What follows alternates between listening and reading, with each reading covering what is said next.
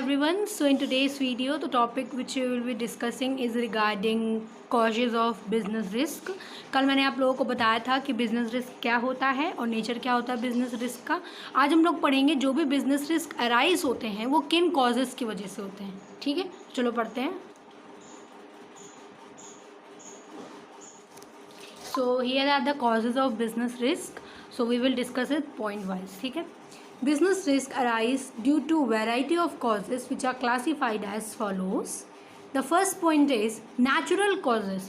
Natural causes मतलब जो naturally arise होने वाले जो कारण होते हैं जिनकी वजह से business risk होता है, businessman को risk झेलना पड़ता है, उन्हें हम लोग बोलेंगे natural causes. Human beings have little control over natural calamities like flood, earthquake, lightning, heavy rain, famine, etc. Property and income in business. देखो क्या होता है, नेचुरल कलामिटीज़ जितनी भी होती हैं जैसे कि फ्लड हो गया, आपका अर्थक्वेक हो गया, लाइटनिंग हो गई, कुछ भी अगर ऐसी कोई चीज़ हो जाए तो उसमें हमारा कंट्रोल तो है नहीं. जैसे कि कोरोना वायरस है वो भी एक नेचुरली कॉज है क्योंकि वो नेचुरली अराइज हुआ है, किसी ह्यूमन बीइंग ने उसको पैदा नहीं किया है. तो अब क्या होगा कि जितने भी प्रोड्यूसर्स ने कोई सामान बनाया होगा उनका सामान अब स्लो रेट पे बिक रहा होगा, मतलब कि स्लो रेट पे बिक रहा होगा क्योंकि लोग ही घर से बाहर नहीं निकल रहे हैं तो वो सामान क्या खरीदेंगे. डिमांड कम हो गई, प्रॉफिट कम हो गया. लेकिन कॉस्ट क्या था, नेचुरल कॉस्ट था. उनको नहीं पता था कि ऐसा कुछ होने वाला है. कभी भी किसी बिजनेसमैन को नहीं पता होता है कि कब फ्लड आएगा, कब अर्थक्वेक आएगा, कब बिजली गिर जाएगी उनकी दुकान पर, कुछ नहीं पता है. ठीक है, उनको नहीं पता है, लेकिन ये एक रिस्क है उनका. अगर उनको पता चल जाएगा तो रिस्क कैसे होगा, है ना. तो नेचुरली कुछ भी हो सकता है क्योंकि कभी फ्लड आ सकता है, कभी भी अर्थक्वेक आ सकता है.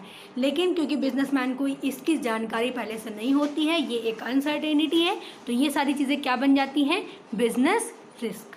ठीक है, जिससे हमारा किस पे इफेक्ट पड़ता है, बिजनेसमैन की प्रॉपर्टी पे और इनकम इन बिजनेस में. ठीक है. सेकेंड पॉइंट हमारा है ह्यूमन कॉजेज़. अब जो ह्यूमन द्वारा कारण जनरेट होते हैं जिनकी वजह से बिजनेस रिस्क हमारा इंक्रीज़ होता है या फिर बढ़ता है या फिर बिजनेस रिस्क जनरेट होता है, वो होंगे ह्यूमन कॉजेज़. ठीक है. Human causes include such unexpected events like dishonesty, carelessness or negligence of employees, stoppage of work due to power failure, strikes, riots, management inefficiency, etc. ये सब क्या है, ह्यूमन कॉजेज़. ह्यूमन कॉजेज़ में वो सारे unexpected event आते हैं जो कि बिजनेसमैन ने एक्सपेक्ट नहीं करे होंगे. ठीक है. मान लो वर्कर्स हमारे जो हमारी पॉलिसीज़ हैं वर्किंग आवर्स को लेकर, जो सैलरी हम उनको, जो वेजेस हम उनको प्रोवाइड कर रहे हैं उससे वो खुश नहीं है और उन्होंने एक दिन का तालाबंदी कर दिया या फिर 3-4 दिन का तालाबंदी कर दिया. होता है ना कि ताला कर देते हैं, फैक्ट्रीज़ में काम नहीं चलेगा, रोड पर उतर आते हैं.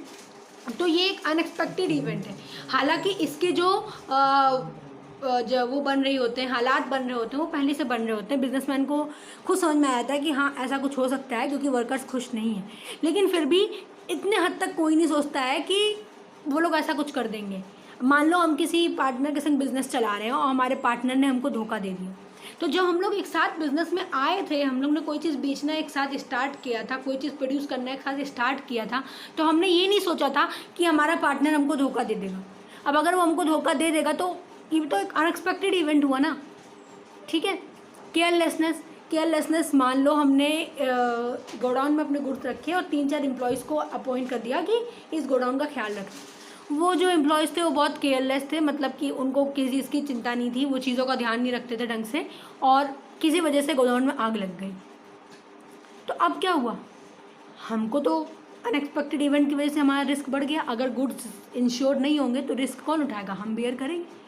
तो ह्यूमन कॉजेज़ की वजह से रिस्क ऐसे अराइज होते हैं. ठीक है. कौन से कॉजेज होते हैं, जैसे कि डिसऑनेस्टी हो गया, केयरलेसनेस हो गया, नेग्लिजेंस ऑफ एम्प्लॉयज़ हो गया, स्टॉपेज ऑफ वर्क, किसी भी वजह से वर्क रुक गया, लाइट नहीं आ रही है तो वर्क रुक गया, लाइट पे भी हमारा कंट्रोल नहीं है, स्ट्राइक्स वर्कर्स ने रख दी, या फिर मैनेजमेंट उतना एफिशिएंट नहीं हुआ, मतलब कि मैनेजमेंट कम समय पे ज़्यादा आउटपुट नहीं दे पा रहा है, कम से कम कॉस्ट में ज़्यादा आउटपुट नहीं दे पा रहा है. वो ज़्यादा से ज़्यादा टाइम भी ले रहा है, ज़्यादा से ज़्यादा पैसे भी ले रहा है और कम से कम आउटपुट भी दे रहा है. तो वो कहलाता है मैनेजमेंट इनएफिशिएंट है. ठीक है. तो ये था ऑल अबाउट हमारा ह्यूमन कॉजेज़. थर्ड कॉज है हमारा economic causes. These include uncertainties relating to demand for goods. Obviously जैसे कि आजकल हो रहा है, अब अगर आजकल आप देखो मार्केट में जो टॉयज़ हैं, बच्चों के खेलने वाले टॉयज़, उनकी डिमांड कम हो रही होगी क्योंकि पेरेंट्स ऑब्वियसली बच्चों को घर पे रख रहे हैं। तो छोटे बच्चे जितने भी होंगे उनको उनके लिए टॉयज़ खरीदने के लिए किसी के पास टाइम नहीं होगा। आज के टाइम पे लोग वही चीज़ खरीद रहे हैं जो नेसेसिटी है। इस टाइम पे कार्स हो गई, आपके रेफ्रिजरेटर्स हो गए, एसीज हो गए, इन सब की डिमांड कम से कम है क्योंकि लोग केवल वही भी चीज़ पे पैसा लगा रहे हैं इस टाइम पे जो चीज़ बहुत इंपॉर्टेंट है, क्योंकि किसी को भी नहीं पता है कोरोना वायरस कब तक चलेगा, तो फाइनेंशियल प्रॉब्लम आ सकती है उनको। तो ऐसी चीज़ों को क्या हो गई, डिमांड कम हो गई। कंपटीशन प्राइस मतलब मान लो 2 सब्जी वाले एक ही जगह पे सब्जी बेच रहे हैं और एक सब्जी आए ने सब्जी की रेट कम कर दिया। मान लो 2 दुकानदार हैं और दोनों दुकानदार फ्रिज बेच रहे हैं और फ्रिज में एक ने अपने फ्रिज के रेट्स डाउन कर दिया और दूसरे ने उतने ही रखे, तो दूसरे वाले की डिमांड कम हो जाएगी और जिसने प्राइस कम कर दिया उसकी डिमांड बढ़ जाएगी। ठीक है। Collection of dues from customer, obviously जितने भी हम लोग कस्टमर्स को उधार देते हैं, अगर वो पैसा हमको वापस नहीं दे रहे हैं तो वो भी एक इकोनॉमिक कॉज है जो कि रिस्क है। हो सकता है वो पैसा देने से मना कर दे, वो दिवालिया हो जाए, वो कह दे हम पैसा नहीं देंगे, तो अब क्या हम उसको मारपीट के पैसा लेंगे? नहीं ना, पैसा डूब गया हमारा, वो सामान तो ले गया, या तो हम सामान वापस ले लें, लेकिन सामान वो यूज़ कर चुका है तो उतने जो वैल्यू होगी वो तो डेप्रिशिएट हो जाएगी ना। चेंज ऑफ टेक्नोलॉजी और मेथड ऑफ प्रोडक्शन, टेक्नोलॉजी में चेंज आ जाए, जैसे कि कल तक लोग कलर टीवी खरीदते थे, आज लोग एलईडी खरीदने लगे हैं। वो जो कलर टीवी आता था, तो अब एलईडी की डिमांड ज़्यादा है, उस वाले कलर टीवी जो पुराना सेट था उसकी डिमांड कम है, तो ऑब्वियसली उनके प्रोड्यूसर्स का क्या है, लॉस हो रहा होगा। फाइनेंशियल प्रॉब्लम जैसे कि interest rate of for borrowing, levy higher taxes बढ़ जाएंगे, तो ऑब्वियसली अगर किसी भी बिजनेसमैन को टैक्स ज़्यादा देना पड़ेगा तो उसका नुकसान ही तो हो रहा है। अगर वो टैक्स ज़्यादा दे देगा तो जो पैसा उसको प्रॉफिट, देखो क्या है, जितना कॉस्ट प्राइस था, जितना सेल्स प्राइस था, फिर जो पैसा बचा सामान बेचने के बाद, जितना पैसा बचा एक्स्ट्रा, उसी में से ये लोग टैक्स देते हैं। अब अगर टैक्स बढ़ जाएगा तो ऑब्वियसली प्रॉफिट रेट कम हो जाएगा, है ना। बोरोइंग रेट अगर बढ़ जाए, कोई बिजनेसमैन मार्केट से बोरो करता है, बैंक से बोरो करता है, अब अगर आरबीआई बोरो करने का रेट बढ़ा दे, मतलब कि कोई भी कस्टमर अगर बैंक से लोन लेता है और उसमें हमारा इंटरेस्ट रेट बढ़ जाए, तो अब हमको इंटरेस्ट रेट ज़्यादा देना पड़ेगा। पहले कम था और अब बढ़ गया तो हमको इंटरेस्ट रेट ज़्यादा देना पड़ेगा, तो वो भी तो हमारे लिए नुकसानदायक है। अगर हम पैसा लेंगे तो अब हमको इंटरेस्ट ज़्यादा देना पड़ेगा, तो वो भी क्या हो गया, इकोनॉमिक कॉस्ट, रिस्क है, क्योंकि हमको नहीं पता आरबीआई कब रेट बढ़ा दे, वो अपने हिसाब से बढ़ाएगी। हम केवल अनुमान लगा सकते हैं मार्केट कंडीशन को देख के कि हाँ अब कंडीशन ऐसी है तो रेट बढ़ सकते हैं, लेकिन हो सकता है आरबीआई रेट ना बढ़ाए, क्योंकि वो तो आरबीआई और गवर्नमेंट डिसाइड करेंगे ना कि इंटरेस्ट रेट बढ़ेगा कि, ठीक है। Also come under this type of causes as the result in higher unexpected cost of operation in business. अब इससे क्या होता है, कॉस्ट ऑफ ऑपरेशन बढ़ जाएगा। ऑब्वियसली अगर हमारा इंटरेस्ट रेट बढ़ेगा तो वो भी तो हमारा प्रोडक्शन कॉस्ट में जोड़ा जाएगा। अगर हम ज़्यादा टैक्सेस जोड़ दे रहे हैं तो वो भी तो अपने प्रोडक्शन कॉस्ट में गिनेंगे, तो हमारा cost of operation of business बढ़ जाएगा, ठीक है। तो these were the economic causes due to which business risk arises, ठीक है। Now come up to the fourth and the last cause, that is other causes. These are unforeseen event, like unforeseen मतलब जो आपने देखे ना हो, कुछ भी हो सकता है।